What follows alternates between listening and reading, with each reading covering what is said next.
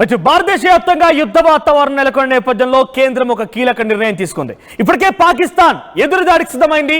Retaliation కి సిద్ధమైనటువంటి పాకిస్తాన్ పెద్ద ఎత్తున అమృత్సర్ లాంటి ప్రాంతాల్లో మిసైల్స్ కి ప్రయోగించింది. పూంచ్, రాజౌరి, ఉర్వీ సెక్టార్ లో కూడా పెద్ద ఎత్తున దాడులకు తెరలేపి మన సివిలియన్స్ పైన, మన ఆర్మీ సోల్జర్స్ పైన దాడులు చేస్తుంది. ఈ రోజు ఉదయాన జరిగినటువంటి ఈ దాడిలో సుమారుగా భారతీయులు 15 మంది మరణించారు. ఒక ఆర్మీ జవాన్ కూడా మరణించాడు. ఇదే నేపథ్యంలో తిరుగు దాడి కూడా భారత ఆర్మీ చేసింది, తిప్పికొట్టింది. సుమారుగా ఇటువైపు నుంచి ఒక్క ఆర్మీ జవాన్ వీరమరణం పొందితే అటువైపు 14 తలలు తెగిపడ్డాయి. పాకిస్తాన్ ఆర్మీ, పాకిస్తాన్ ఉగ్రవాదుల యొక్క 14 తలలు తెగిపడ్డాయి. ఈ నేపథ్యంలోనే ఇంకా అటు పాకిస్తాన్ వైపు నుంచి కూడా కవ్వింపు చర్యలకు పాల్పడే అవకాశం ఉంది.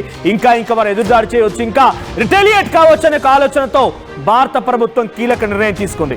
సుమారుగా 4 రాష్ట్రాల్లో యుద్ధ వాతావరణం నేపథ్యంలోనే చాలా కీలకమైనటువంటి నిర్ణయం తీసుకుంది. ఒకవేళ కనుక ఎవరైనా అనుమానస్తులు కనబడ్డారా, షూట్ ఎట్ సెట్ అవర్స్. ఇంకా ఎవరైనా కనుక మీ దగ్గర అనుమానితులు ఉంటే వెంటనే, అందుకే నేను పదే అలర్ట్ చేస్తున్నాను మిమ్మల్ని, మీరు వెంటనే పోలీసులకు సమాచారం ఇవ్వండి.